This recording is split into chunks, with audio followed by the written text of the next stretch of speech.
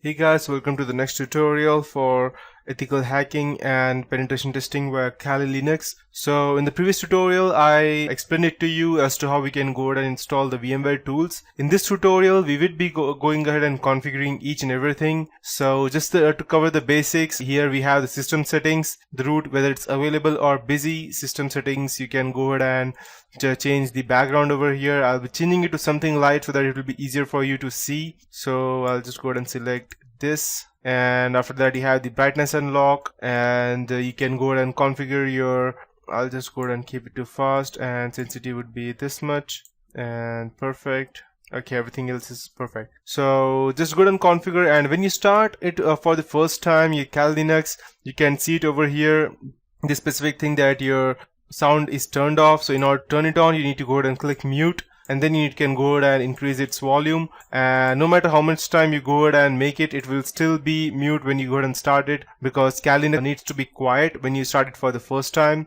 And we need to go ahead and get the source files first. So in order for us to go ahead and get the source file, I'll show you how to go ahead, and first things we need to do is whether to check whether we have the correct repositories, because if we don't have the correct repositories, then our system will break when updating. So you can go over here, inside my computer, file system, etc, and we have apt, that's aptitude, and the source list, we have it over here. And by default this will open in VIM, and I don't actually support VIM, so I'll go ahead and change it to, let's see what we have. We have leafpad over here, so I'll set it as default, close, and it will open with default. Perfect. I'll just overwrap it. So as you can see that we have one, okay, we have these, or we have only one, you can say as one specific repository, but we need all of these which we have officially from Kali Linux. Sometimes they don't update it. So as soon as you open your browser, that is Iceweasel, you will see Kali docs over here. Just click on that. If you're connected to internet, it will straight away take you over there. So let me check if I have, I think so, I have the connection on. Let it load perfectly.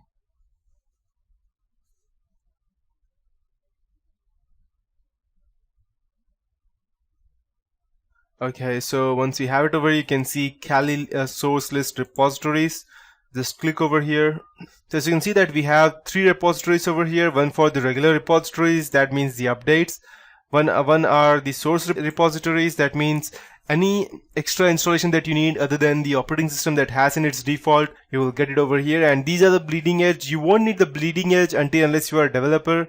And since you are watching this tutorial, I will believe that you are not a developer and you are just trying to learn Kali Linux or hacking. So we need only these 2 repositories. So what I would be doing, I'll just select each and everything, delete, and since this is a .list file, if I go ahead and type pound, it will go ahead and convert that into a specific comment. So I'll just type and I'll go ahead and copy it, regular repositories. I'll paste it over here, and I'll go ahead and copy these 2 repository links, and I'll paste it, and then I'll type source repositories, and I will go ahead and copy everything from over here, and I'll paste it. Perfect. And just one thing, most of these people out there don't know about this. Just in case you want to speed up your updating process, just go ahead and convert this HTTP to REPO. I can just go ahead and copy the same and paste it over here and save it. And when you go ahead and try to update, you will get much better speed, because it will go ahead and try to get its latest network mirror than directly downloading from the source web server. So once we have it, I'll just close, open this terminal, and since we need to go ahead and update, we don't need to type. If you are a Linux user previously, you might be wondering that you need to type sudo, that means super user do, every time to go ahead and get a root access. But as you can see, we have already the root access over here, root@Kali, so we don't need to type sudo every time. We can straight away type whatever we want, and it will directly run through root. So I need to go ahead and get the update, so I'll just type apt-get space update. That means aptitude get update. So it will go ahead and check all the updates that it has, connect to its web server, and give me back the result whether there are any updates or not. So by the time it's getting updated, I'll let you know about some few other things, that is installing this on MacBook Pro, which I have not yet taught it to you. I've only let you know as to how we can go ahead and install this normally, and we also have to check the live USB version as to how we can go ahead and install that as well. So, and also we have the persistence inside that. So just let this update.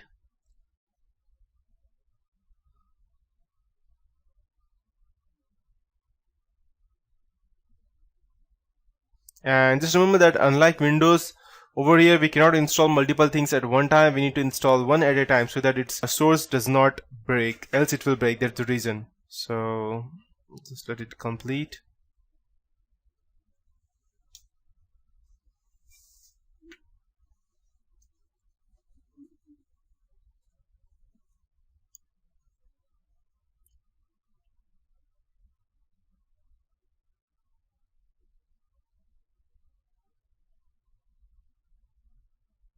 By that time it gets all the updates, I'll show you some few other things. You can check applications over here. We have several things you can go ahead and notice. We have the Arduino chip, that's Android programming, just in case you wanted to hack into Android. And these are a few different things that we can see over here. The best part over here is Kali Linux. It has more than, you can say, as 200 tools for hacking, each for a specific purpose. So that means if you have Kali Linux and you know how to use it, that means you have almost half of your hacking knowledge. That's how it will be. It has included Ruby and Python installation, and as well as Perl, so you don't need to go ahead and install it separately. To start Python, just in case, you can just type Python and it will start the Python 2.7 version just by default. If you want anything else, then you can go ahead and select that as well. So you need to go ahead and right click, edit menus, and in order to activate the Python version, you can go ahead and select it from over here, 2.7 and 3.2, the normal version which we will use. And this is the default Iceweasel. If you want, you can go ahead and install Tor browser as well, just to go ahead and browse safely and securely. And these are the ham radios, the radio chirp, and these are the Wireshark, which you would use for sniffing and spoofing, EtherCap, and which I would be teaching you later on. So as you can see that we have several tools. These are the top 10 security tools which we have over here. AirCrackNG to go ahead and crack wireless hacking, Burpsuit to crack password, John the Ripper, Maltico to gather information, and Metasploit is the best that we could ever use. SQLmap and Wireshark again, and Nmap for OS fingerprinting and stuff. And then we have, for information gathering, we have DNS analysis. We have all of these things, in which I consider ZenMap and DNS Tracer the best. We have intrusion detection, identification, live. So you can see that now you can understand that why Kali Linux is far different from any other operating system we have ever seen. I believe we have all the headers. Okay. So this is one of the reasons that it has n number of tools, or you can say it has all the tools that any person can need to go ahead and do anything. Routing analysis, vulnerability, web application, passwords, be it anything from social engineering to exploitation, it has everything. So as you can see, coming back to our updates, it has checked all the updates, and let's check if we have any upgrades. That means any updates. So I can go and apt get upgrade. We have 433 MB of updates that we need, which I would not be updating as of now. Or if you want, you can also go and type distribution update upgrade. And okay, we have a total of 730 MB of files, which will update each and everything. And I won't be installing that because it will take a very long time. So no.